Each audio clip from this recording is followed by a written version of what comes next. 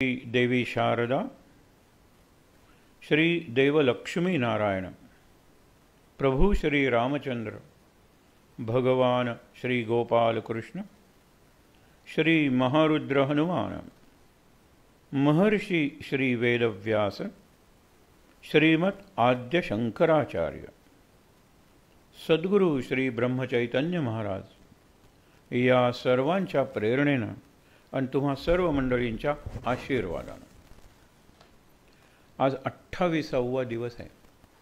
तारीख 15 ऑक्टोबर गुरुवार. तसं बघितलं ज्याला पेनल्टिमेट म्हणतात ना तसा आजचा दिवस आहे. अल्टिमेट म्हणजे शेवटचा, लास्ट बट वन आजचा दिवस आहे. पेनल्टिमेट म्हणल्यानंतर एका वैज्ञानिकाचा शब्द मला आठवतो, शब्दप्रयोग आठवतो.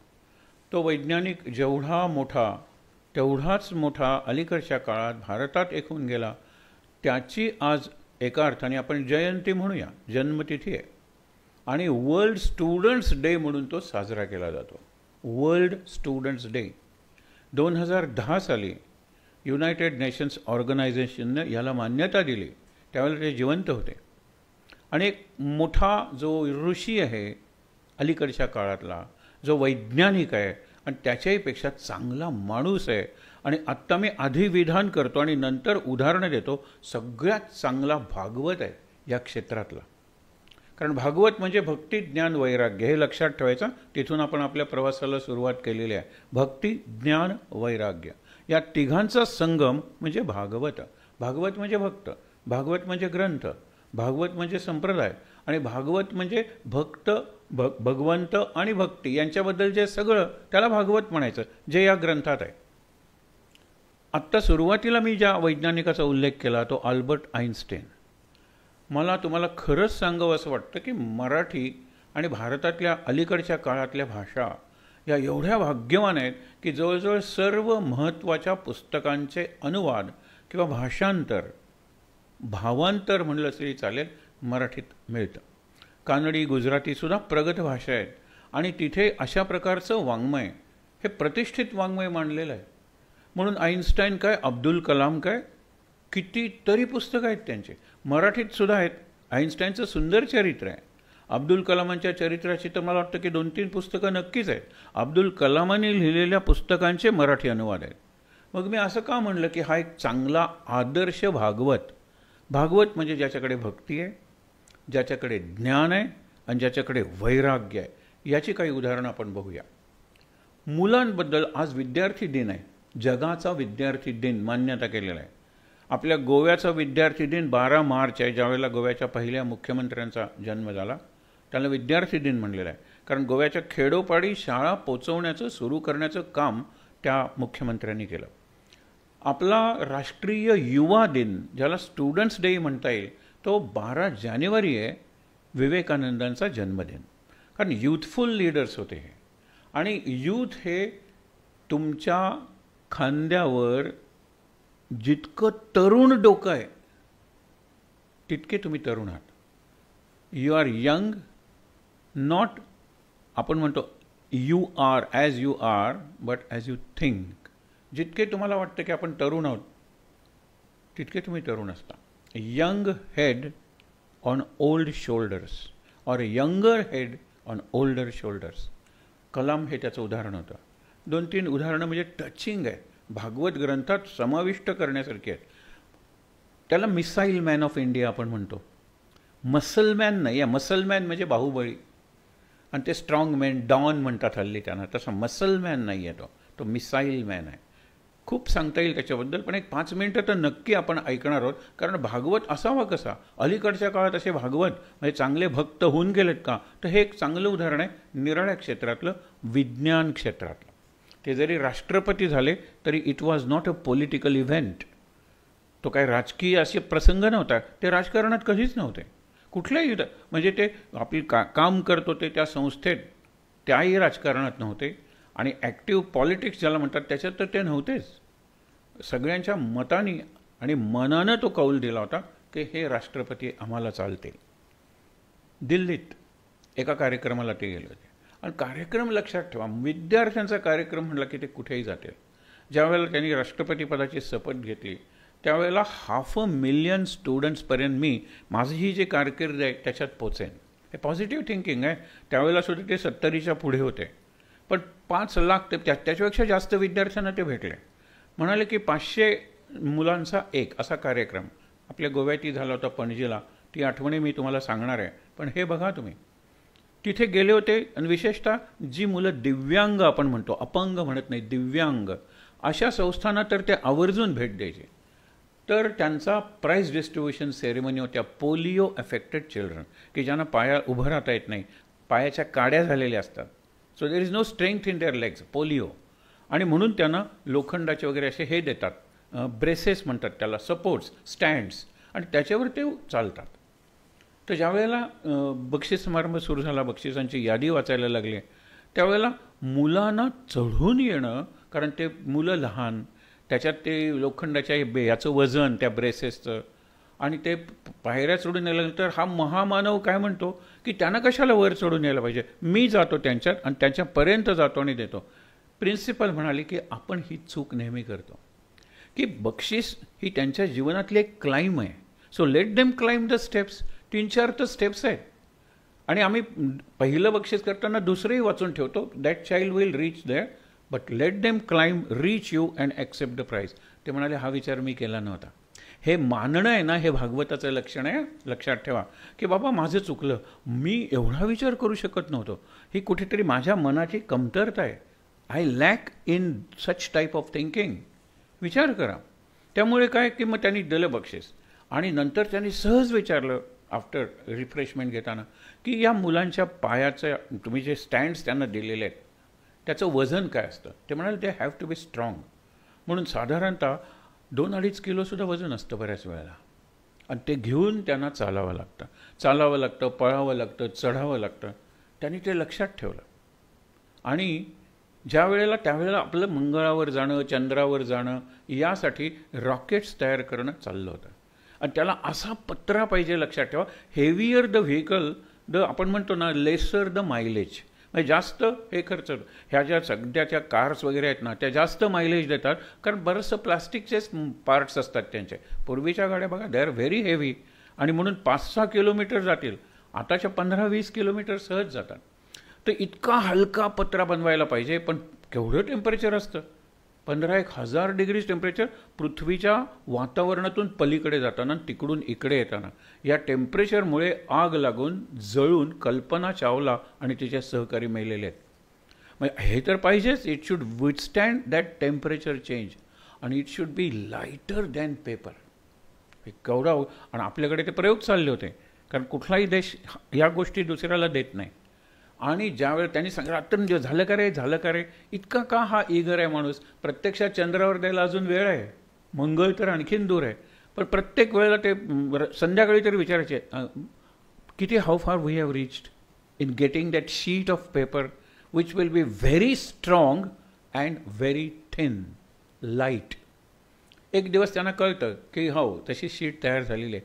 तर गेले तिथे, मोठी शीट वगैरे घेतली, आपल्या वर्कशॉपमध्ये गेले, आणि त्यांनी डिझाईन दिलं त्या ब्रेसेसचं, आणि म्हणाले करा, त्या ब्रेसेस तयार करा निरनिराळ्या साईजच्या. आणि अशा घेऊन ते त्या शाळेत आले. मुलांना बोलवा म्हणाले, त्यांना हे घालायला सांगा, आणि ग्राउंडवर करूया कार्यक्रम, मी जरा दूर थांबतो. आणि त्यांना बोलवतो. त्यांना ते घातल्यानंतर पहिल्यांदा मुलांना वाटलं काही 35 ग्रॅम वगैरे असं काहीतरी वजन होतं. कुठे ते 3-1 किलो, कुठे हे नथिंग. ते बघताय तरी आहे का रे माझ्या पायात वगैरे सगळं. आणि नंतर त्यांचं सगळ्यांचं घालून झाल्यानंतर कम वॉकिंग मुद्दामून म्हणले. नंतर म्हणाले इफ यू कॅन रन. मुलं इतक्या वेगात त्यांच्याकडे आली आणि म्हणाली we are fluttering like butterflies, flying like birds and flowing like clouds, floating like clouds. ही प्रत्येकाची एक्सप्रेशन्स होते. एक फुलपाखरासारखं एक जण म्हणायला आलो, दुसरा पक्षासारखा आलो, फ्लोटिंग लाईक क्लाउड्स, आम्हाला काही वजनच नाही आहे. त्यावेळेला त्यांना आनंद झाला, डोळ्यातून त्यांच्या पाणी आलं. हा भागवत आहे, लक्षात ठेवा. आपल्या गोव्यात ज्यावेळेला आलो ते त्यावेळेला दिव्यांगांची एक शाळा परवरीमध्ये, मांडवी, आणि इकडे पणजी अशी रचना आहे. पणजीला 500 मुलं थांबलेली आहेत, कला अकादमी म्हणून आहे त्यांच्या ह्याच्यामध्ये, ऑडिटोरियममध्ये. आणि इकडे वेळ तर पक्की पाळणारी ही माणसं असतात कारण त्यांचा पुढचा कार्यक्रम आणि ही माणसं कशी आहेत की they are appointed or selected. Elected माणसाला वेळेवर कधी पोचता येत नाही, मंत्र्यांना MLA तो त्यांचा दोष नाही. गाडीतून जाताना एखादी जर म्हातारी आली, तिच्या हातात एक कागद आहे तर त्यांना थांबावं लागतं. एखादं लहान मूल आहे, तिच्या हातात बुके आहे तर त्यांना थांबावं लागतं. पण ही प्रेसिडेंट, गव्हर्नर वगैरे मंडळी अशी काही निवडून आलेली नसतात. They keep time.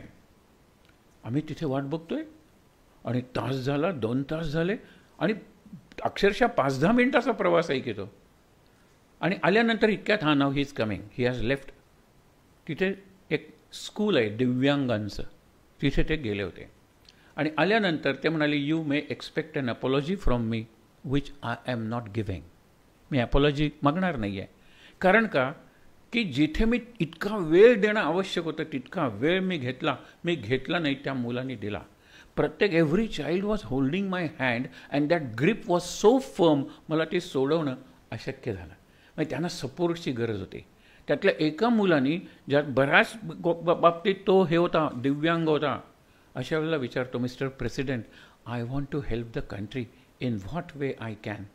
म्हणाले आय ऑलमोस्ट क्राईड की हेल्दी असलेल्या तरुणांना देशाबद्दल काही पडलेलं नाही आहे. एका हातात कोक, दुसऱ्या हातात मोबाईल, झालं, they have conquered the world. मग तो देश खड्ड्यात जाऊ दे किंवा काही खड्ड्यात जाऊ दे, अशा प्रकारची मेंटॅलिटी झालेली आहे. रिप्रेझेंटेटिव्ह अपवाद सगळीकडे, exceptions are there because we are human beings. पण लक्षात ठेवा, ते म्हणाले हा हेल्दी नॉर्मल यूथला हा विचार कधी मनात येत नाही. मी जातो त्यांच्याकडे, दे हॅव ऑल्सो क्वेश्चन्स. पण हा मुलगा विचारतो आणि नंतर त्याचा नंबर घेतला, त्याच्यावरून त्यांनी ऑनलाईन वगैरे संपर्क ठेवला, हे सगळं झालं. त्यांनी काय सांगितलं की आत्ता you be a good boy, a good student and a good son. That is the help you can. पुढे तुझा मार्ग तुलाच दिसत जाईल, हा लक्षात ठेवा. मला यायला उशीर झाला त्याच्यासाठी आणि म्हणून मी मागणार नाही आहे. कोकणातली एक शाळा, म्हणजे धड खेडही नाही तर सिटीही नाही, तिथे जाऊ नका तुम्ही, कारण प्रॉब्लेम सिक्युरिटीचा आहे ना. तुम्ही कुठल्या खेड्यात निघालेला आहे, खेडं नाही आहे ते पण आहे. तर ते म्हणाले तुम्हाला लक्षात आलं का, त्यांनी आमंत्रण पाठवलं. ती खेड्यातली शाळा सायन्सचं एक्झिबिशन भरवते, किती स्टुडंट्स असतील त्यांचे, त्याच्यात काय ते बनवतील. President of India who happens to be a scientist, त्याला इन्व्हाइट करतात इनॉग्युरेट करायला. ह्याच्यात तुम्हाला काही कॉन्फिडन्स दिसत नाही आहे, सम पॉझिटिव्हिटी दिसत नाही आहे. So I have to go there to congratulate the students and their teachers. आले तिथे सुद्धा बाकीच्या शाळातले विद्यार्थी वगैरे जमवले होते आणि विद्यार्थ्यांनी प्रश्न विचारले. त्यातला एक प्रश्न आहे ना, जो माझं त्या दिवसापासून जेव्हा मला हे उत्तर कळलं, चिंतनाचा भाग आहे. पहाटे उठल्यानंतर ह्याच्यावर मी विचार करत असतो. कारण विवेकानंदांपासून जी जी मंडळी देशावर प्रेम करणारी, समाजावर प्रेम करणारी आणि विज्ञानावर प्रेम करणारी निघाली, त्यांनी हेच सांगितलेलं आहे, मानव जातीला जर भवितव्य हवं असेल, शांती हवी असेल, तर science and technology of the west and philosophy and spirituality of the east, they should come together. नुसतं science technology we are seeing, experiencing, आणि नुसतं फिलॉसॉफी स्पिरिच्युअलिटी तेहीच बरोबर नाही. दोघांचा संगम झाला पाहिजे. म्हणून तुमचे जे प्रॉब्लेम्स आहेत ना, त्याच्या सोल्युशनसाठी माझ्याच देशाकडे यायला पाहिजे, विवेकानंद म्हणाले. आणि आमचे जे पॉवर्टी, इग्नरन्स, इलिटरसी जे प्रॉब्लेम्स आहेत ते सोडवण्यासाठी आम्हाला तुमच्याकडे यावं लागेल. आम्हाला अन्नाचं उत्पादन वाढवायचं आहे, यू हॅव टेक्नॉलॉजी, आम्ही तुमच्याकडे येऊ. पण तुम्हाला पीस ऑफ माइंड नाही आहे. मेंटल पेशंट्स किती आहेत तुमच्या देशात, आमच्याकडे आलं पाहिजे. मेडिटेशन अँड आपण ज्याला निरनिराळी नावं देतो, उपासना, स्पिरिच्युअल प्रॅक्टिस, त्याच्यासाठी या. हे त्यांनी इतका सुंदर मुद्दा सांगितला अब्दुल कलामांनी. कुणाला काही विचारायचं आहे का? त्यावेळेला एक विद्यार्थी म्हणला मला तेवढं इंग्रजी येत नाही पण हिंदी. अरे हिंदी में बात करो, हमें हिंदी आती है, लगेच ते म्हणाले. त्यांनी काय प्रश्न विचारला, तुम्ही सांगितलं की science and technology on one hand and philosophy and spirituality on the other hand, they should come together. So what is the bridge? वो सेतु क्या है, वो पूल क्या है जो दोघांना जोडतो? विचार करा तुम्ही. ते म्हणाले मला एकदम उत्तर आलं नाही. Close my eyes, mused for a moment. Muse म्हणजे थिंकिंग, अँड थिंकिंगची गॉडेस आहे ती सरस्वती, म्हणून she is the goddess of music. हे लक्षात ठेवा. म्यूज म्हणजे think deeply I could. And I just uttered one word, silence. किती उत्तर बरोबर आहे लक्षात ठेवा. Silence is the bridge between science, technology and philosophy, spirituality. You have to observe silence, ज्याला आपण मौन म्हणूया, for 5 minutes a day. You will be a richer student, you will be a deeper parent, and you will be a profound teacher. हे लक्षात ठेवा. तुम्ही श्रीमंत विद्यार्थी बनाल ज्ञान आणि अनुभवाच्या दृष्टीने, तुम्ही एक अत्यंत खोल असे शिक्षक बनाल आणि सखोल असे पालक बनाल. You will understand your children better. Silence is the bridge. फार सुंदर उत्तर दिलं होतं. त्याच्यानंतर आणखीन एक प्रसंग बघूया, गुजरातमधला. हा माणूस सगळ्या भारतात फिरत होता ना. गुजरातमध्ये असे 500 विद्यार्थी आहेत आणि तिथून अगदी जवळ पाकिस्तानची बॉर्डर आहे. अशा ठिकाणी हा कार्यक्रम होता. आणि पाकिस्तानची बॉर्डर असताना काय झालं, त्यांनी बघितलं, प्रश्न विचारला, who is our enemy number 1. Of course Pakistan हे उत्तर होतं, पण म्हणाले तिथल्या एकाही विद्यार्थ्यांनी दिलं नव्हतं. आणि दे वर 12 स्टँडर्ड स्टुडंट्स. मला इतकं बरं वाटलं, even I will feel better. माझ्या आत जर शत्रू आहेत तर बाहेरच्या शत्रूंचं मी काय सांगतो. एकाने उत्तर दिलं नाही की Pakistan is our enemy number 1. निरनिराळी, कोण म्हणलं की पॉवर्टी, कोण म्हणलं इलिटरसी, कोण म्हणलं सुपरस्टिशन्स. तर त्यांनी सांगितलं एकाने की पॉवर्टी. एका मुलीने सांगितलं स्नेहल ठक्कर. तुम्ही म्हणाल हे नाव का लक्षात राहिलं. तिने उत्तर किती चांगलं दिलं. Poverty, economic poverty. No sir.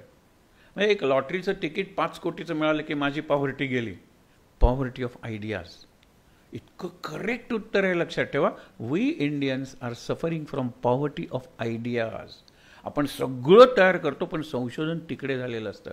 तिकडे म्हणजे कुठे, कोरियात झालेलं असेल, तायवानमध्ये झालेलं असेल, चायनामध्ये झालेलं असेल किंवा वेस्टर्न कंट्रीजमध्ये झालेलं असेल. लक्षात घ्या तुम्ही की संशोधन त्यांनी करायचं, शोधून त्यांनी काढायचं आणि आम्ही लगेच त्याची कॉपी चांगल्या अर्थाने करतो. सगळ्या आपण थिंग्स वापरतो त्या बघा. एकतर आयडियाज आपल्या नाही आहेत. हे घड्याळ आपला नाही, ह्याला आपण शर्ट म्हणू, काय म्हणू, फार थोड्या आयडियाज आपल्या आहेत. नाहीच. Poverty of ideas is our problem number 1. आणि त्यावेळेला हे सगळा अभ्यास करून ते पुस्तक लिहिलं, ते इग्नायटेड माइंड्स, प्रज्वलित मन, हे मराठीत त्याचं भाषांतर असेल. ते इग्नायटेड माइंड्स पुस्तक या स्नेहल ठक्करला डेडिकेट केलं त्यांनी. ते म्हणाले ही कशी आहे. Mind that is not ignited will never start and mind that is ignited will never stop. आणि इग्निशन तुम्ही कुठलंही वाहन सुरू करायला जे ट्रर असं सुरू करून देता, दॅट इज इग्निशन. स्पार्क आहे तो. त्यांनी सर्किट्स वगैरे सुरू होतात शक्तीची. Poverty of ideas. अशी कितीतरी मला उदाहरणं देता येतील या माणसाची. पण हा माणूस हा भक्ती, ज्ञान आणि वैराग्य. भक्ती त्याची माणसावर होती. ते राष्ट्रपती झाल्यानंतर काही दिवसातच उपराष्ट्रपती गेले. कृष्णकांत मला वाटतं त्यांचं नाव. आणि आईला भेट द्यायला गेले. खुर्चीवर आई बसली होती म्हातारी, तिच्या पायाशी बसले. आणि तो सेक्रेटरी सांगतो, you are mister president, you are the first citizen of the country above everyone. खुर्चीवर बसा, पायाशी काय बसलाय. प्रोटोकॉल. त्यावेळेला तो म्हणतो की no protocol is above mother. What? त्याला कळलं नाही. Mother is above all protocols. दोन्ही वाक्य निराळी आहेत पण emphasis is different. No protocol, what you are saying is above mother, mother is above all protocols. पायाशी बसलोय तेच बरोबर आहे. इतकी त्याची ज्या उत्तरात असं होतं की पायाशी बसायचं नसेल तर मी प्रेसिडेंटशिप सोडतो. हा धर्म आहे, ही भक्ती आहे. किती उदाहरणं सांगू तुम्हाला. आणि एक सांगतो की त्यांच्या अनेक चरित्राचे पुस्तकं आहेत मराठीत. त्याच्यात ते ज्या खोलीत राहत होते त्या खोलीचं चित्र असतं. तुम्हाला वाटतं इंटरनेटवरही मिळेल, ते मुद्दामून बघा. जवळजवळ 300, 350 किंवा 400 सुद्धा खोल्या असतील त्या राष्ट्रपती भवनला.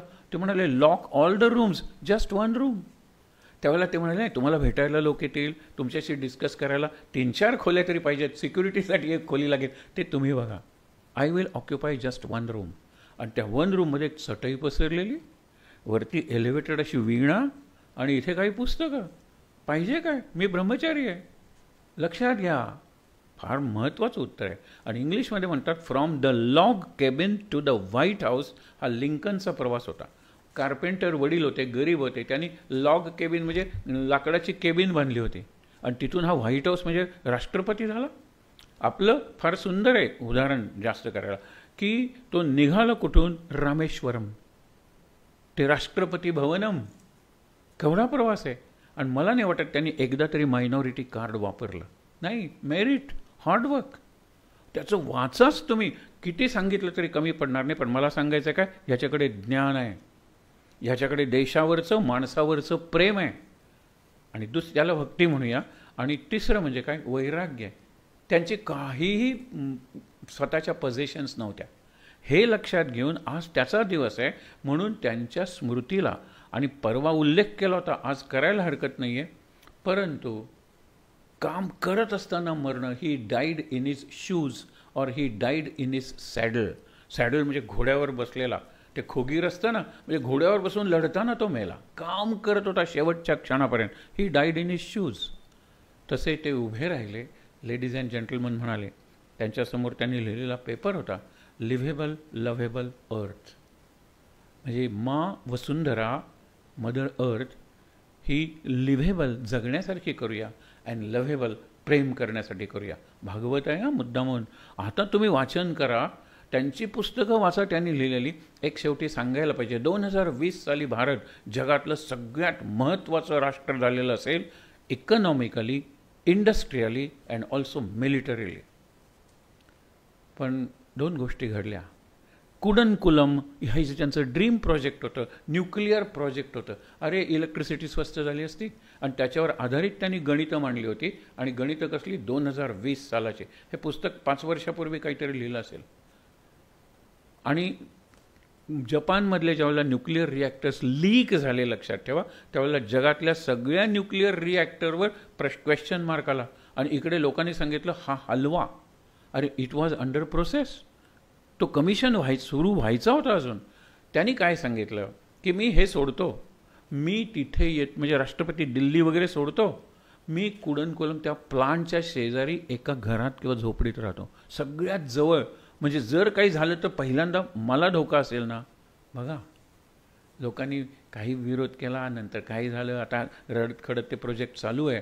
पण त्याच्यावर आधारित असलेली एनर्जी, इलेक्ट्रिसिटी, त्याची जी गणित, न्यूक्लिअर पॉवर, गणित सगळी चुकले. आणि दुसरी गोष्ट म्हणजे 2020 साल सुरू झालं तेच करोना, कोविड या भयंकर प्रकाराने सगळ्या देशांची इकॉनॉमी गेलेली आहे. पण त्यांनी ते स्वप्न आहे, अजेंडा मिलेनियम 2020. हे वाचा पुस्तक. आणि त्याच्यात स्टॅटिस्टिक्स वगैरे खूप आहे. मला नाही वाटत मी विषयांतर केलेलं आहे. मी उलट आज शेवटून दुसरा दिवस आहे, last but one, penultimate day. Einstein म्हणायचा, तुम्ही कितीही प्रगती केली तरी ultimate orbit will be of that शक्ती.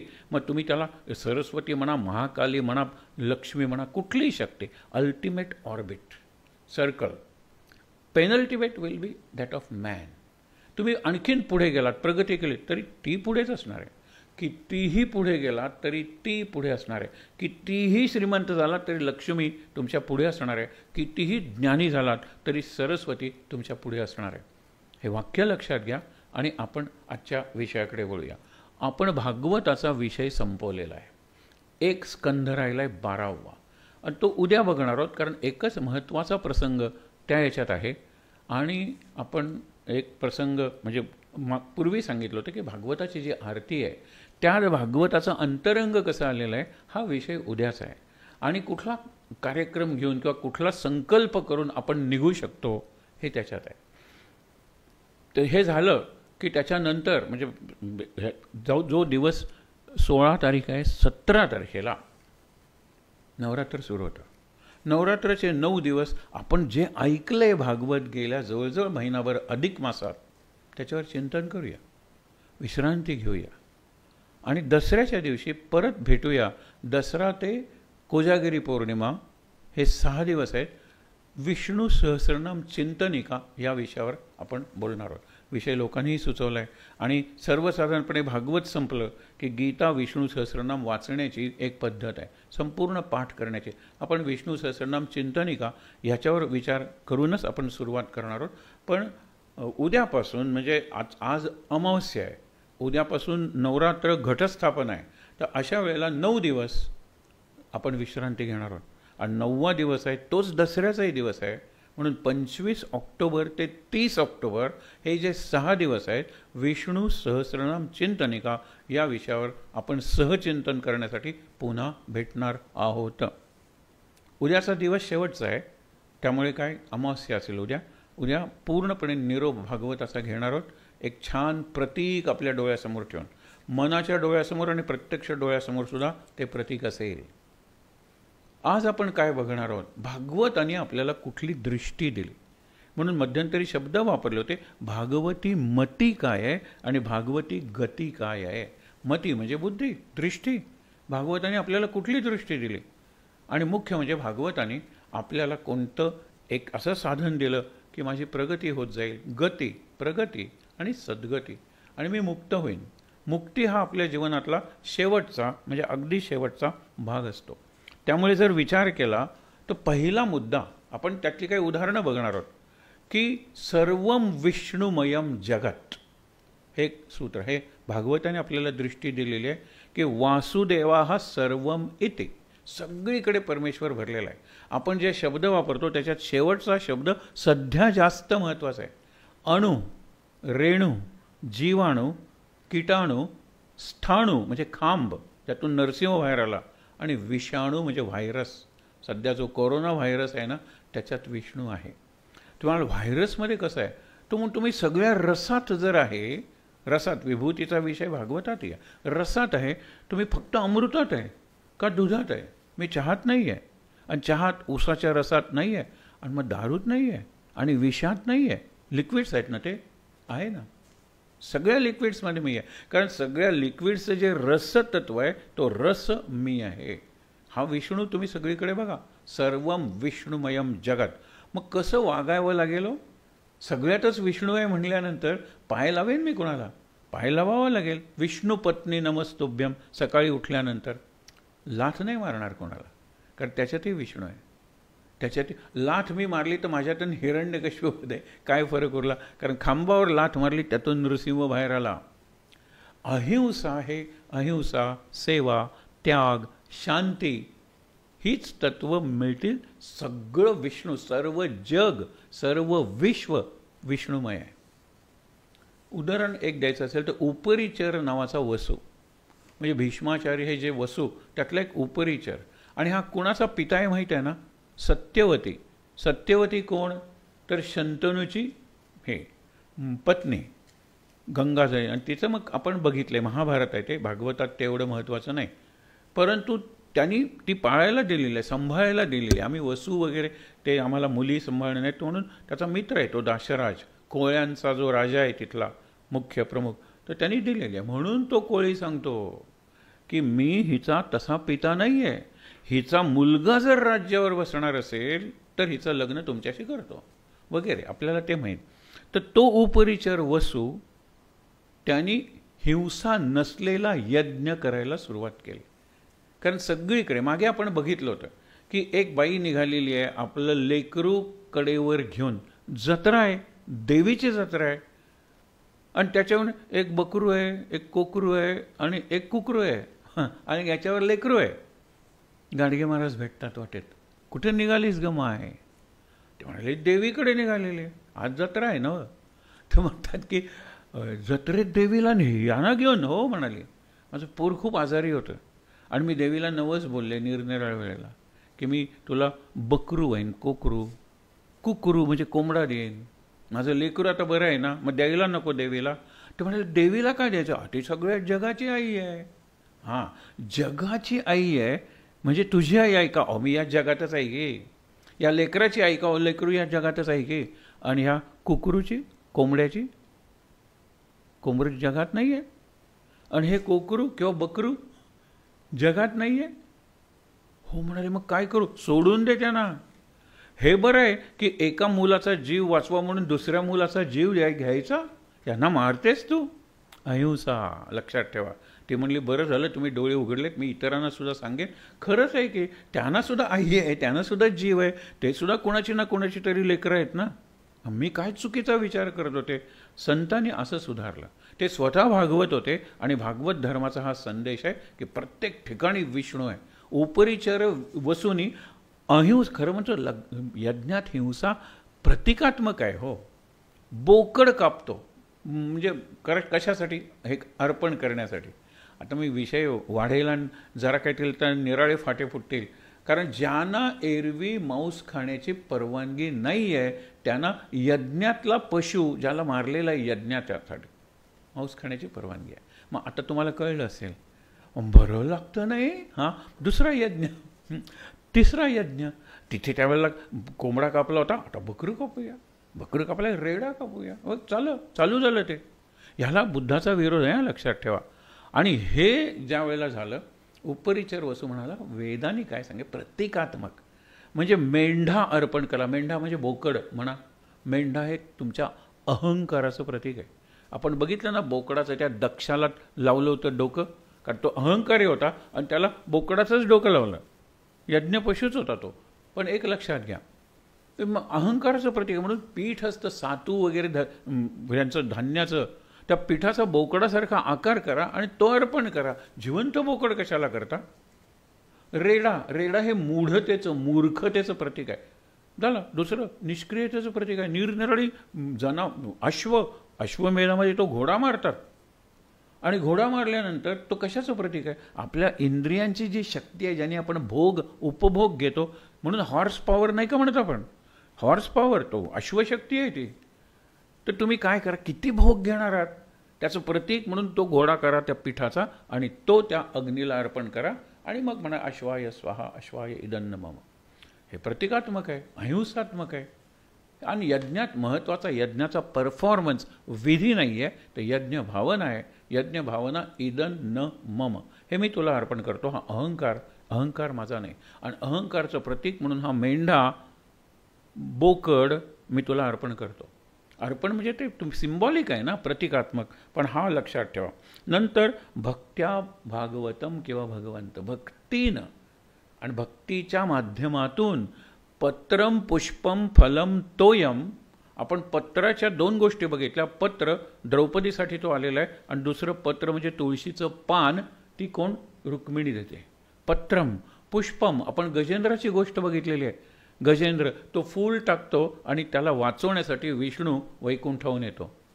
फलम शबरी, उष्टी फळं तो राम खातो आणि त्याला मुक्ती देतो. आणि तोयम रंतीदेव नावाचा राजा, की 2-3 वर्ष दुष्काळ पडलेला आहे म्हणून तो म्हणतो की मी पाणी पिणार नाही जोपर्यंत आकाशात पावसाचा चिन्ह दिसत नाहीत, ढग येत नाहीत तोपर्यंत. 49 दिवस झाले आणि मला वाटतं त्यावेळेला चिन्ह आली असतील. सगळ्यांनी सांगितलं की तुम्ही इतके चांगले राजे आहात, प्रजेसाठी तुम्ही स्वतःचा प्राण द्यायला तयार आहात, कारण पाऊस नाही म्हणून प्रजेचे प्राण जायला लागलेले आहेत, तेव्हा थोडंसं घ्या. आणि ते म्हणाला आचमनासाठी घेणार, ते उपोषण सोडण्यासाठी इतक्यात इतका आसन्न मरण याचक येतो आणि तो म्हणतो की थोडंसं पाणी तरी मिळेल काय मला? तर ते जे पाणी त्याला पिण्यासाठी आणलेलं होतं ते देतो. आणि त्यावेळेला तो म्हणतो की मी तुझी परीक्षा पाहायला आलं होतं. कुठेतरी उल्लेख आहे की ते दत्तात्रेय होते किंवा कुठलाही देव असेल किंवा कुठलाही साधू असेल. आशीर्वाद तुझी परीक्षा घ्यायला आलो होतो. तुझे प्राण कंठाशी आलेले असताना ते जे पाणी आहे ते तुझे प्राण वाचवू शकत होतं, ते पाणीसुद्धा तू दुसऱ्याला दिलंस, ही तुझी कीर्ती व्हावी म्हणून मी आलो होतो. हा रंती देव. तोय म्हणजे पाणी. आणि डोळ्यातलं पाणी गुरुला सुद्धा पुरतं की हो. आपण पुढचा मुद्दा बघणार आहोत तेव्हा गुरुदक्षिणा म्हणजे काय द्यायचं. गुरुदक्षिणा म्हणजे त्या कौत्साला सांगितलं ना, तू परत परत करतोयस ना, आण 14 कोटी सुवर्ण मुद्रा. मी तुला सांगतोय तू ती काडीसुद्धा दुर्वा एक आण गवताची. आणि अत्यंत आपण म्हणतो ना आर्त किंवा आर्द्र, आतून आलेला भाव आणि आर्द्र म्हणजे पाणवलेले डोळे. यांनी गुरुदेव तुम्ही इतकी वर्ष माझं पालन केलं, मला शिक्षण दिलं, ज्ञान दिलं आणि आता मी तुमच्यापासून जातोय दूर, माझ्याकडे द्यायला आज तरी काही नाही आहे. गुरुदेव म्हणतील तू चांगला शिकत होतास, हीच माझी गुरुदक्षिणा. सांदीपणे म्हणाले ना कृष्णाला की कृष्णा तुझ्यासारखा बुद्धिमान आणि एका अर्थाने परमेश्वराचा अवतार, ते म्हणले नाहीत माझा विद्यार्थी झाला हीच माझी गुरुदक्षिणा आहे. असंच असतं ते. म्हणून काय की आपण विचार करताना हे केलं पाहिजे की भक्तीनं भगवंत, तुम्ही काय देता त्या वस्तूनं भगवंत नाही आहे. मग मी 1 किलो पेढे देईन, 60% मार्क्स मिळू देत, 1.5 किलो पेढे देईन किंवा पेढे आणि बर्फी देईन, डिस्टिंक्शन मिळू दे, 80% जास्त मिळू दे, मी लाडूसुद्धा देईन तुला. हा काय बार्गेनिंग आहे काय? ह्याला वणिक वृत्ती म्हणतात. आणि प्रल्हादाने नृसिंहाला ऐकवलेलं आहे की माग काय म्हणतोयस, मी तुझं नाम घेतो, तुझी भक्ती करतो, मला काही पाहिजे म्हणून नाही, मला काहीच नको आहे. हा आपण बघितला आहे प्रसंग. म्हणून लक्षात घ्या की भक्त्या भगवंत म्हणजे आपण जे म्हणतो रमाधव, उमाधव, माधव म्हणजे मायाधव, धव म्हणजे पती स्वामी, रमा म्हणजे लक्ष्मी, उमा म्हणजे पार्वती, आणि माया म्हणजे इल्युजन, सगळं आपल्याला फसवं जग दिसतं ते. त्याचा जो पती स्वामी आहे तो प्रसन्न होतो, तुमची कामं करतो. भक्तीनं मात्र तुम्ही ते अर्पण केलं पाहिजे, काही अर्पण करा. आणि हा जो भाव निर्माण होतो ना, नवविधा भक्ती आपण म्हणतो, भाव महत्त्वाचा आहे. श्रद्धा जर असेल, भाव कसा बदलतो ते बघा. की खडीसाखर चारण्याची मी आणतो आणि डाव्या हाताने आईला देतो, आणि आईने मी पास व्हावा म्हणून देवाला सांगितलं की चारण्याची खडीसाखर देईन. पूर्वीच्या काळी चारण्याची खडीसाखर मिळत होती. तो आणतो, वस्तू देतो डाव्या हाताने. आई त्याला देवाला नैवेद्य दाखवते, प्रार्थना करते की असाच मुलगा पास होऊ दे, मी तुला चारण्याची खडीसाखर म्हणली होती म्हणून मी तुला देते. बरोबर. आणि तो प्रसाद घे. डावा हात पुढे केल्यानंतर ती म्हणते उजवा हात. तो म्हणतो आत्ता मी तुला खडीसाखरेची पुडी दिली ना डाव्या हाताने, ती तू घेतलीस, आता उजवा हात का? ती म्हणाली ती खडीसाखर होती, हा प्रसाद आहे. काय फरक झाला खडीसाखरेत? काही फरक झाला नाही. ज्याला केमिकल कॉम्पोजिशन म्हणतो ते बदललं आहे त्या खडीसाखरेचं? नाही बदललेलं. श्रद्धा बदलली ना, त्याच्यात भाव बदलला. भागवत हा भाव आपण म्हणतो भावगत, आणि भागवतातला भाव काढून टाकला ना गवत उरेल. म्हणून लक्षात ठेव की किंवा पहिलं शेवटचं अक्षर घेतो फक्त भात उरेल. आणि हा भात कुठला माहीत आहे ना? प्रभातमधला भात नाही, तो या भामध्ये आहे. पण भात, भाजी आणि भाकरी मिळवणारी विद्या नको, म्हणून त्या दिवसापासून रामकृष्णांनी लिहिलं नाही ते नाही, कधी सहीही केलेलं नाही. भाऊ म्हणत होता अरे आपण नोकरीला होतो, आपण वेतन नाही, भात भाकरी भाजी मिळवणारी विद्या नको. ते देणारी माझी काली आहे की हो, ते त्याच्यासाठी मी कशाला करू? तर म्हणून म्हणतो हा जो एक भाव आहे. आता मी तुम्हाला 4-5 उदाहरणे देतो, तुम्हाला पटणार आहे. उदबत्ती जरी जळाली ती राख असते, ती आपण ह्याला लावतो, त्यावेळेला राख म्हणून लावत नाही, आपण अंगारा म्हणून लावतो, उदी म्हणून लावतो, विभूती म्हणून लावतो. अनेक ठिकाणची माती आपण भस्म म्हणून लावतो. किती फरक झाला. तांदूळ असतात, नंतर अक्षता बनतात ना. गवत असतं ना, त्यात दुर्वा बनतात ना. तुळस असते ती हरिप्रिया किंवा विष्णुप्रिया बनते ना. किती उदाहरण आहेत. पाण्याचं तीर्थ बनतं. हे काय बनतं? पाण्यात बदल नाही झालेला, बदल माझ्या भावात झालेला आहे. आणि आता मी ते घेईन आणि एखादं खाली सांडू, तर खाली सांडू देणार नाही, कारण माझा पाय त्याच्यावर पडणार आहे. हे भागवत आहे. हे आपण शिकलं पाहिजे की प्रत्येक गोष्टीत जर परमेश्वर आहे, तुम्ही प्रत्येक गोष्टीची काळजी घेईन. मग पाण्याचा थेंब वाचवा, पेट्रोलचा थेंब वाचवा, हे मला सांगावं नाही लागणार. आपण जर खरे भागवत झालो, लक्षात ठेवा, तर जग हे चांगलं होईल. जग भागवत होईल. भागवत संप्रदाय म्हणतो ना, तसं सगळं जग होईल. नवविधा भक्ती. आता भक्तीने जर भक्त्या तुष्यती माधवा न च गुणैः भक्तिप्रिय माधवा म्हणतो आपण. भक्तिप्रिय आहे. नवविधा भक्ती हा भागवताचा एक फार सुंदर कन्सेप्ट आहे. आपण बघितलं प्रल्हादाच्या तोंडी तो श्लोक आलेला आहे की श्रवणम कीर्तनम विष्णू स्मरणम पादसेवनम अर्चनम वंदनम सख्यम दास्यम आत्मनिवेदनम. दास्यम सख्यम आत्मनिवेदनम. नवविधा पैलू आहेत भक्ती नावाच्या हिऱ्याचे. हे 9 पैलू आहेत. They are not different kinds of Bhakti. Bhakti is one. आता देशभक्ती आणि मुलावर आईची काही नाही. हे मातृभक्ती, मातृभाषा भक्ती, मातृभूमी भक्ती काही नाही. आविष्कार निराळे आहेत. Expressions are different. Bhakti is bhakti, प्रेम. त्याच्यानंतर सर्वांना भक्तीचा अधिकार आहे. मला वाटते ही भागवताची क्रांती आहे. इतर ग्रंथात सांगितलेलं असतं की फक्त माणसाला भक्तीचा अधिकार आहे, कारण माणूस कर्म करू शकतो आणि कर्मातून भक्ती, पुण्य कर्म करा मुक्तीकडे तुम्ही जाल, तशी ती भक्ती आहे.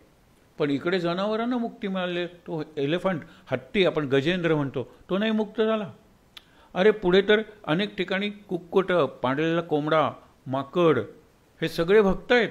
त्या महानंदाचं आपण शिवलीलामृतात नाही का वाचत, तिने त्यांना सोडून दिलेलं आहे, मुक्त झालेलं आहे. शुकाकारणे कुंटणी मुक्त झाली. म्हणजे ते राम राम त्याला म्हणायला शिकवताना, म्हणजे ही जी जनावरं, पक्षी, वनस्पती. आता तुळशीला किती महत्त्व दिलं आपण. तुळशीचं लग्न करतो, तुळशीला देवी मानतो आपण, सेवा करतो तिची. हे कोणी दिली भक्ती? ही दृष्टी भागवताने दिली. याला भागवती दृष्टी म्हणायचं. यातून माझी भागवती वृत्ती तयार होते की सगळं पवित्र आहे. आता विश्वात्मके देवे म्हणतात ना, तो भागवताने दिलेला देव आहे. विश्वच देव आहे ना. विश्वाच्या आत, अरे तोच तर खरा देव आहे. बाहेरून तर आहेच, पण आतला देव जो आहे ना ते देवत्व आहे, आणि बाहेरचं आहे ना ते देवाचं मूर्त रूप आहे. प्रत्येक गोष्टी, ती माईक आहे, हा आकार आहे ना, ही देवाची मूर्ती आहे. या माईक देवाची मूर्ती आहे. गोव्यात आपल्या पाईक देव आहेत ना, मग माईक देवाचं काय हरकत आहे? नाईक देव, नाईक म्हणजे हिरो स्वामी, पाईक म्हणजे नोकर, आणि माईक म्हणजे मध्यस्थ. हे करताना वक्ता श्रोता ह्याच्यामध्ये उभा आहे तो. तर त्यामुळे तो काम करतोय, पण त्याच्या आत जी शक्ती आहे ना तो देव आहे, माईक देव. आणि बाहेरून तुम्हाला दिसतं ना तो माईक आहे. समजून घ्यायला सोपं म्हणून तुम्हाला सांगितलं. म्हणजे सगळ्यांना भक्तीचा अधिकार आहे. नंतर ज्ञान, कर्म, ध्यान याच्यापेक्षा भक्तियोग महत्त्वाचा. यांनी ज्ञानाला महत्त्व दिलेलं आहे, वैराग्याला महत्त्व दिलेलं आहे, पण भक्तीची मुलं आहेत ना ती आई, जननी, माता भक्तीच आहे. म्हणून भागवताने भक्तीतूनच तुम्हाला भगवंत मिळेल, हा भागवताचा सिद्धांत आहे. यांनी काय सांगितलंय? भक्तीचेनी योगे देव, निश्चये पावती मानव, ऐसा आहे अभिप्राव. इयक ग्रंथी.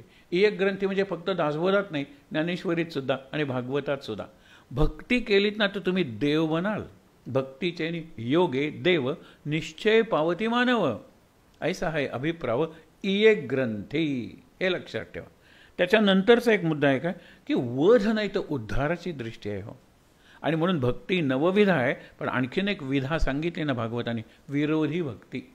हे सगळे असुर वगैरे आहेत ना, ते भक्त आहेत माझे, फक्त ते मला चॅलेंज करतायत, मी त्यांना संपवेन आणि माझ्यात त्यांची आत्मज्योती विलीन होईल. हे किती सुंदर आहे हे विरोधी भक्ती. आणि म्हणून ते जय विजय, आपण कथानक बघितले ना की आम्हाला 3 मानवाचे जन्म घ्यावे लागतील, आम्ही घेतो, पण भावांचे द्या, जय विजय सारखे. आणि आमचा वध करण्यासाठी तुम्ही अवतार घ्या, आणि आम्ही तुमचा द्वेष करू, तुमचा विरोध करू, तुमचे शत्रू हो, आणि म्हणून 3 जन्मात आम्हाला मुक्ती मिळेल. भक्त होऊन 6 जन्म घ्यावे लागतील. हा एक भागवताने दिलेला निराळा दृष्टांत आहे. म्हणून द्वेष करू नका, आणि केलं तर अगदी हायेस्ट, आपण म्हणतो ना उच्च कोटीचा द्वेष करा. जो कंसानं केला, जो शिशुपालाने केला, जरासंधाने केला, जो दुर्योधनाने केला. लक्षात ठेवा, ही जी मंडळी आहेत ना त्यांना मारलं, पण मारलं महाभारत म्हणतं. एकाच लेखकाचे 2 ग्रंथ आहेत व्यासाने लिहिलेले. महाभारतात वध आहे, इकडे पूतनेचा सुद्धा उद्धार आहे ना. आणि आपला उद्धार करून घेण्यासाठी त्यांनी कृष्णाला विरोध केला. प्रत्येक असुर आहे, जर कृष्णाला तू मारलं नाहीस ना तर मी तुला मारतो, असं कंस म्हणत होता. मग तुझ्या हातून मरण्यापेक्षा कृष्णाच्या हातून मरणं बरं ना. म्हणून एक एक असुर गोकुळात आले, सगळ्यांना कृष्णाने मारलं, पण मारलं नाही, वध नाही केला, तर उद्धार केलेला आहे, आपल्यात सामावून घेतलेला आहे. ही भागवताची दृष्टी लक्षात ठेवा. म्हणून अत्यंत अहिंसा, सगळीकडे भरलेलं ईशत्व किंवा परमेश्वरत्व, सगळ्यांवर तुम्ही प्रेम करा, कारण सगळे सारखे आहात. मुक्तीचा अधिकार अगदी पशु पक्षी वनस्पती सगळ्यांना आहे. हा भागवताची नवीन दृष्टी, क्रांती आहे भागवताने केलेली. म्हणून वध नाही उद्धार, हे लक्षात ठेवा. वध नाही. आणि मी माझा आत्मोद्धार करताना मला वध करायला नको कोणाचा. माझ्यातल्या आळसाचा वध केल्याशिवाय मला उपासना करता येणार नाही, लवकर उठता येणार नाही, तासन तास बसता येणार नाही. वध केला पाहिजे, म्हणजे तो बळी दिला पाहिजे यज्ञात. म्हणून मला जर उपासना यज्ञ करायचा आहे तर यज्ञात बळी कोणाला देणार आहे? कोंबड्याला देऊया, बोकडाला देऊया, रेड्याला देऊया, घोड्याला देऊया. आता हे 4 आहेत कोण? तर क्रोध, लोभ, मोह हे आहेत ना, हे सगळ्यांना वध करा, त्यांचा उद्धार माझा होईल. माझा उद्धार करण्यासाठी या गोष्टी संपवल्या पाहिजेत. पण उद्धाराची दृष्टी कुणाची आहे? भागवताची आहे. त्याच्यानंतर प्रपंचच परमार्थमय. किती सुंदर आहे त्याच्यात. कितीतरी लोकांना ते गंगेच्या काठी किंवा कुठेतरी जाऊन उपासना करत बसलेले आहेत, तप करत बसलेले आहेत मुक्त होण्यासाठी. मग नारद गेलेत, कधी व्यास, कधी इतर ऋषी. चला तुम्ही कुठे चला? संसार करा. ध्रुवाला सांगितले तुला अढळ पद ना दिलं, ध्रुव लगेच निघाला असेल. नाही, अरे तू किती कमी वयाचा आहे, 5 वर्ष आहे तुझं वय, जा शिक्षण घे, लग्न कर, आईला आनंद दे, आईवडिलांना, चांगला राजा हो, राज्याची संपत्ती वैभव वाढव आणि जीवनाच्या शेवटी ज्यावेळेला तुला वाटेल की मी फुल लाईफ जगलेलो आहे, पूर्ण जीवन जगलेलो आहे, त्यावेळेला तुला अढळपद देतो. त्याप्रमाणे ध्रुवानी केलं. ध्रुवाला मुलगा झाला, ध्रुवानी राज्य केलं. ध्रुवानी ज्या मुलासाठी म्हणजे भावासाठी त्याला ढकलून दिलं आणि म्हणून त्या अढळपदासाठी त्याला तपश्चर्या करावी लागली. तो भाऊ उत्तम, त्या दोघांच्यात काही भांडण नव्हतं. भांडण होतं आवडते आणि नावडते. त्याच्यात नावडती बिचारी भांडण करत नव्हते, आवडती सुरुची. पण हा मारला गेला उत्तम. कुणाकडून? यक्षाकडून. यांनी कुबेरावर हल्ला केला. कुणी? ध्रुवानी सैन्य घेऊन. आणि एवढं प्रचंड युद्ध झालं, कुणाचाच पराभव होईना. तेव्हा मनू आलेवरती आणि त्यांनी सांगितलं, अरे हे थांबवा. आणि युद्ध किती वाईट आहे हे सांगायला वाल्मिकी आणि व्यास संधी शोधत असतात. अशा अनेक ठिकाणी त्यांनी युद्धाचा निषेध केलेला आहे. जरी युद्धाची वर्णनं केलेली आहेत, योद्ध्यांच्या शौर्याची वर्णनं केली आहेत, तर युद्ध ॲज सच आपण म्हणतो ना, युद्ध म्हणून जो प्रकार आहे तो निषेधार्ह आहे. कारण जिथे युद्ध होतं तिथल्या लोकांचं खूप नुकसान होतं. आता बघा ना, बॉम्ब टाकला जपानवर, काय काय अहो जनावरंसुद्धा मेली, म्हातारी माणसं मेली, हॉस्पिटल्समधले पेशंट्स मेले, सिव्हिलियन्स मेले. हे केवढं नुकसान आहे. म्हणून आता पाश्चिमात्य देशांचा एक अनरिटन ॲग्रीमेंट आहे. मुद्दामून विचार करा, तुम्ही विचार करणारी मंडळी आहात म्हणून सांगतो की पहिली 2 महायुद्ध, फर्स्ट 2 वर्ल्ड वॉर्स युरोपात झालेली आहेत. अमेरिकेने त्याच्यात भाग घेतलेला आहे. पण आता 3रं महायुद्ध जर झालंच तर ते एशिया किंवा आफ्रिकात व्हायला पाहिजे.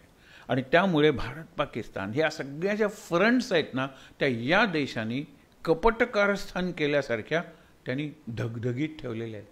म्हणजे युद्धाची जर ठिणगी उडाली तर आशिया किंवा आफ्रिका, आशिया आहेतच ना, इस्रायल आणि निरनिराळे अरब देश ठेवली धगधगत.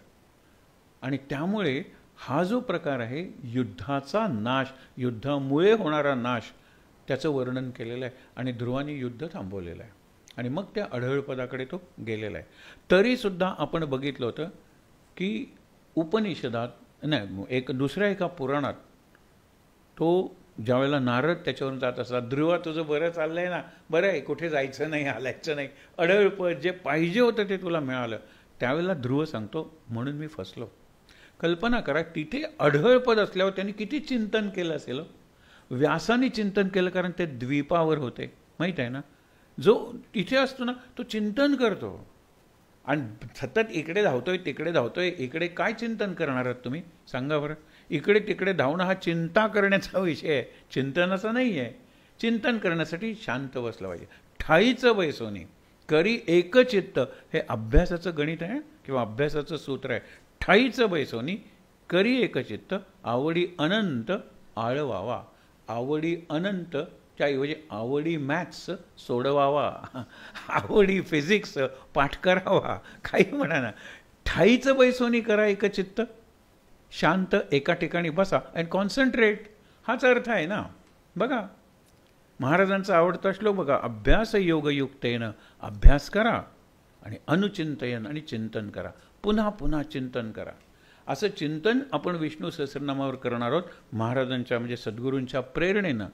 पण चिंतन एक नाव दिले, कारण बृहत चिंतन नाही आहे, ते मोठं चिंतन नाही आहे. काही निवडक नावं, 1000 नावावर चिंतन म्हणजे त्यावेळेला सहज आपण असं एक पुस्तक जमलं तर उभं करू, विष्णू सहस्रनाम, त्याच्यावरचं चिंतन कुंदर दिवाण या माणसाचं आहे.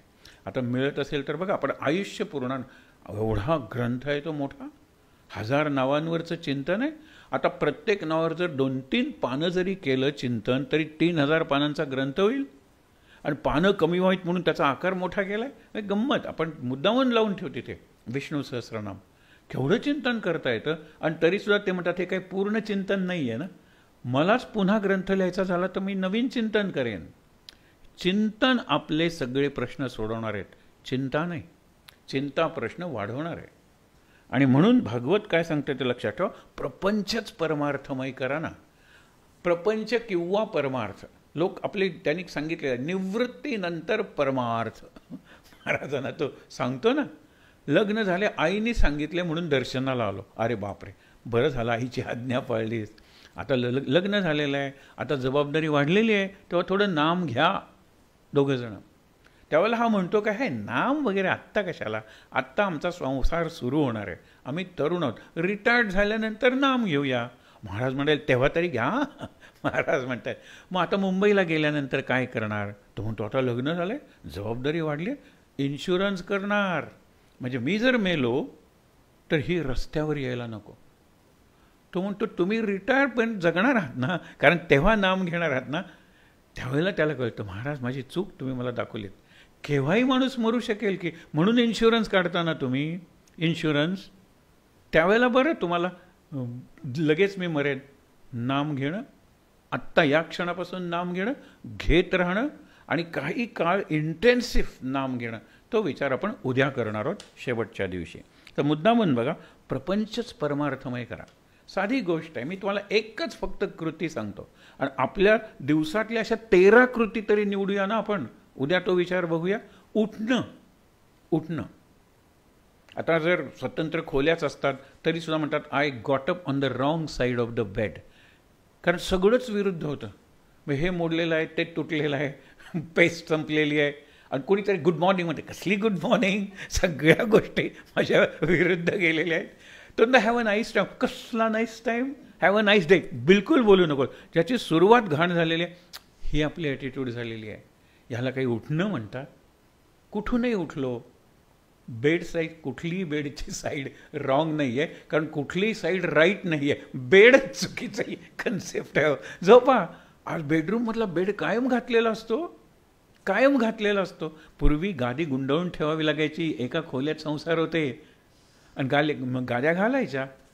आजकाल तरुण वगैरेंची फार सुंदर कन्सेप्ट आहे, कशाला घडी घालायची अंथरुणाची, काही तासांनी त्याच्यात शिरायचंच आहे ना, पुन्हा कशाला घडी घाला, घडी उघडा, त्याच्यात शिरायचंच आहे. बघा ही लाईफस्टाईल झालेली आहे आपली, की आपण पूर्वी स्वावलंबी होतो, नीट होतो. आता कोणाची खोली आतून बघू नये, विश्वरूपापेक्षा भयंकर गोष्टी ब्रह्मांड त्याच्यावर असतो. टेबलावर एवढ्या गोष्टी असतात. म्हणून परवा एका स्वयंपाकघरात जाऊन कट्ट्यावर मी बोट ठेवलं. अरे जागा आहे की, अरे बापरे, बोट ठेवायला जागा आहे. टेबला सुई ठेवता येत नाही, इतक्या गोष्टी आपल्या टेबलावर असतात. अपवाद असतील तर ते सन्माननीय अपवाद, ऑनरेबल एक्सेप्शन्स. एवढे एक्सेप्शन नाही आहेत, कारण जितकी स्पेस जास्त तितक्या वस्तू जास्त, तितकी खरेदी जास्त. बघा, आणि त्यामुळे तो एक भाग आहे. म्हणून संन्यासाश्रमापेक्षा गृहस्थाश्रम श्रेष्ठ. जा परत. प्रचेतांची गोष्ट आपण बघितली, छान 10 भाऊ आहेत, किती छान उपासना करतायत, लग्न न करता. तिथे काही गरज होती नारदांना जायची? चला आधी, अरे राज्याकडे कोण बघणार, लग्न करा, मुलं होऊ दे, नंतर वानप्रस्थ आणि नंतर संन्यासाश्रम. त्यांना परत पाठवलं. नारदांची आज्ञा म्हणून ते परत आले, पण येताना त्यांना एवढा राग आला होता. वनस्पती जाळतायत काय, पाडतायत काय, तोडतायत काय, विध्वंस करत आले निसर्गाचा. त्यावेळेला चंद्राने त्यांना सांगितलं की मी यांचा स्वामी आहे. पुष्णामी चौषधम सर्वा सोमो भूत्वा रसात्मका. मी चंद्र बनून सगळ्यांचं पोषण करतो, माझी सृष्टी तुम्ही का नष्ट करता. त्यांना पश्चात्ताप झाला आणि ते म्हणाले हो, आम्ही नष्ट केले ते पुन्हा निर्माण करू. आणि आले, राजे झाले, संसार वगैरे केले, आणि यांच्या 10व्या पिढीत वाल्मिकींचा जन्म आहे. मी प्राचेतच आहे वाल्मिकी. आणि बऱ्याच गोष्टी असतात की सीता आणि राम यांचं मिलन मी घडवू शकलो नाही. त्याग केल्यानंतर सीता माझ्या आश्रमात होती, तिचं बाळणपण आम्ही केलं, 2 मुलं झाली, मुलांना मी वाढवलं, कुशल व रामायण गाती इतकी तयारी केली, आणि अश्वमेध यज्ञ चालू आहे अयोध्येत, म्हणून सांगितलं तुम्ही रामचरित्र सांगा. यांच्या मनात एक योजना होती की जसं जसं ते शेवट येईल तसं तसं जायचं सीतेला घेऊन आणि सांगायचं हिला तू ओळखला असशील, सीता ही माझ्या आश्रमात होती, आणि ही जी 2 मुलं आहेत रामा तुझीच आहेत, सीतेची आहेत, आता सगळेजण एकत्र राहा. त्यावेळेला सीता म्हणाली मुलं वडिलांच्याकडे पोचलेली आहेत, माझी कुणाबद्दलही काही तक्रार नाही, पण आता पुरे. धरतीला सांगितलं की तू माझी आई आहेस, मला पोटात घे, आणि सीता पोटात गेले. वाल्मिकींच्या मनात ही खंत होती की आपण राम, की ज्याचं चरित्र आपण लिहिलं, आणि त्याची शक्ती सीता यांचं मिलन घडवू शकलो नाही, पण केव्हा तरी घडवायचं. म्हणून ज्यावेळेला रुक्मिणी पहिलं प्रेमपत्र लिहितील, लव्ह लेटर कृष्णाला, की तुझा आला नाहीस आणि उद्याच, कारण परवा माझं लग्न आहे, उद्या मी देवीकडे जाणार आहे, ह्या रंगाचा शालू नेसून, हे असली फुलं तबकात ठेवून, इतक्या ज्योती असलेलं निरांजन किंवा दिवा पेटवून, आणि इतक्या पायरीवर चढल्यानंतर ये रथ घेऊन मला ओढ रथात, सगळे तिथे लोक असतील, लोकांच्या देखत माझा हात हातात घे, आणि ओढ म्हणजे हात हातात पाणी ग्रहण म्हणजे लग्न, तू घेऊन जा, मला पळवून घेऊन जा, नाही तर मी आत्महत्या करणार आहे, मला शिशुपालाशी लग्न करायचं नाही आहे, जे माझा रुक्मी भाऊ आहे ते ठरवलं आहे, रुक्मिणी सांगते. हे विचार करा, ते प्रेम विवाह आहे त्यांचा, तिने पळवून न्यायला सांगितलेलं आहे. अशा प्रकारचं हे स्वयंवर आहे, रुक्मिणीने सांगितलं आहे.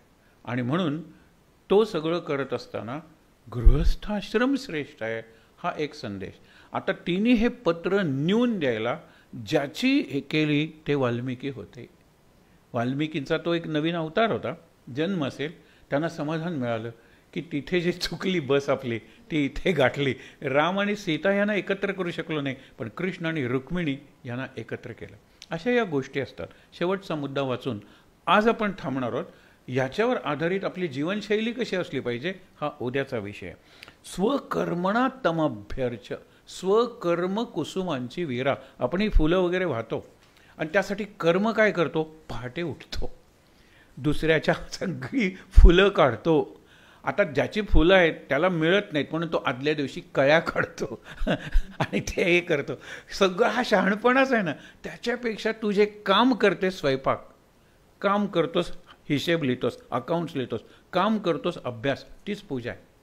कुठल्या संतांनी काम सोडलो, गोरा कुंभार कुंभारच राहिला, मडकी करत राहिला. नामदेव शिंपी वेळ असेल त्यावेळेला शिवत राहिला. नंतर सैनान हवी हजामत करत राहिला. तो माळी होता सावता, तो मळा शिंपतच राहिला. कोणीही आपलं काम सोडलं नाही. भागवत सुद्धा सांगतं, हे गीताही सांगते की आतला जो परमेश्वर आहे त्याची पूजा कर्म. आतल्याला तुम्ही फुलं कशी वाहणार आहात सांगा बरं. म्हणजे स्वतःच्या छातीवर वाहणार आहात का स्वतःच्या डोक्यावर वाहणार आहात. तो रामकृष्ण परमहंस, त्यांना सुद्धा लोक वेडे म्हणाले, म्हणून त्यांना पुजाऱ्यातून त्या कामातून काढून टाकला रामकृष्णांना. म्हणून मी आतला जो देव आहे आणि तोच खरा देव आहे. बाहेरची सगळी they are images, idols and statues. मूर्ती आहेत, चित्र आहेत, प्रतीक, दे आर सिम्बल्स. मी आतल्या देवाची पूजा कशी करणार आहे, स्वकर्म कुसुमांची. म्हणजे मी हाताने जे काम करेन ती पूजा असेल, पायाने चालेन ती प्रदक्षिणा असेल, मी जिकडे बघेन ते दर्शन असेल, मी स्पर्श करेन ती सेवा असेल. बघा ना, या सगळ्या गोष्टी आहेत. हेच आपण उद्या बघणार आहोत. प्रत्येकाने आपल्या जीवनाचा विचार करून कसं निरनिराळ करायचे ते. आणि शेवटी सांगितलं, या कलियुगात प्रचंड दोष आहेत. प्रदूषण काय, करोना काय. हा करोना सत्ययुगात होत नाही, या लक्षात ठेवा. सत्ययुगात माणूस जगतो पूर्ण आयुष्य आणि मरतो. म्हणून वडिलांच्या चितेला मुलगा अग्नी देतो रामराज्यात. आता काय दिसतंय, तो मेला 28 वर्षांचा, तो गेला 30 वर्षांचा, ॲक्सिडेंटमध्ये गेला 22 वर्षांचा. ह्याला तर लायसन्सच नव्हतं, पण तो गेला आणि इतर 4 जणांना मारलं. तर हे लक्षात घ्या तुम्ही. काय सांगितलं त्यांनी, की इथे मुलाच्या चितेला अग्नी द्यावी लागतो. अग्नी कोणाला द्यावा लागतो, पित्याला द्यावा लागतो, कधीकधी आजोबांना द्यावा लागतो. हे कलियुग आहे. कलियुग हा महान दोषांचा सागर आहे. पण एकच चांगला गुण कलियुगात आहे, हरेर्नाम हरेर्नाम हरेर्नाम कलयुगे अत्र न अस्ति एव नास्त्येव नास्त्येव गतिरन्यथा. या कलियुगात उद्धरून जाण्यासाठी हा भागवताचाही सिद्धांत आहे. नामासारखा दुसरा मार्ग नाही, माध्यम नाही, साधन नाही. आपल्या सद्गुरूंनी, जगातल्या सगळ्या धर्मातल्या संस्थापकांनी नाम हेच साधन सांगितलेलं आहे. आपण जास्तीत जास्त नाम घेण्याचा संकल्प करूया. आणि त्यासाठी कसं जगायचं, दैनंदिन जीवन कसं घालवायचं, उद्याचा विषय असेल. उद्या आपण निरोप घेणार आहोत काही दिवसांसाठी. आणि दसऱ्यापासून कोजागिरी पौर्णिमेपर्यंत म्हणजे 25 ऑक्टोबर ते 30 ऑक्टोबर आपण विष्णू सहस्रनामावर विचार करणार आहोत. विष्णू सहस्रनाम चिंतनिका. शांत डोळे बंद करून माझ्यानंतर म्हणायचे, ओम नमो भगवते वासुदेवाय.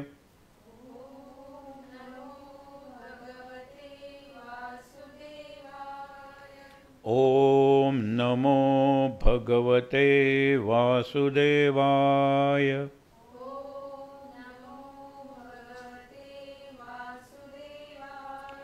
ॐ नमो भगवते वासुदेवाय।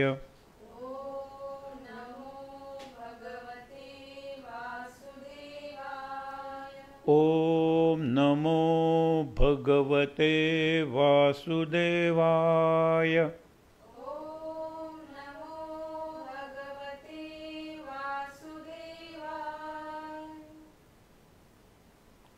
सर्वमङ्गलमाङ्गल्ये शिवे सर्वार्थसाधिके शरण्ये त्र्यम्बके गौरी नारायणी नमोऽस्तुते।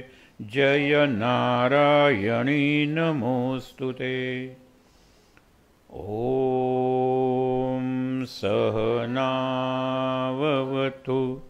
सहनौ भुनक्तु सह वीर्यं करवावहै तेजस्विनावधीतमस्तु मा विद्विषावहै। ॐ शान्ति शान्ति शान्तिः। तीनदा दीर्घ श्वासोच्छ्वास।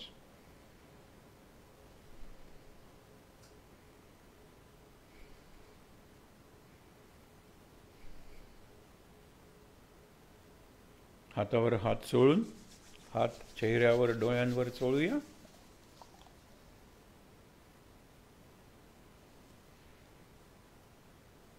अगदी सावकाश डोळे उघडून समोरचा ध्यानस्थ कृष्ण, आपले सद्गुरू मुरलीधर कृष्ण, लक्ष्मी नारायण आणि भगवंताची वाङ्मयी अक्षरमूर्ती भागवत ग्रंथ सगळ्यांचं दर्शन घेऊया। शांत आनंद। महाराज महाराज महाराज।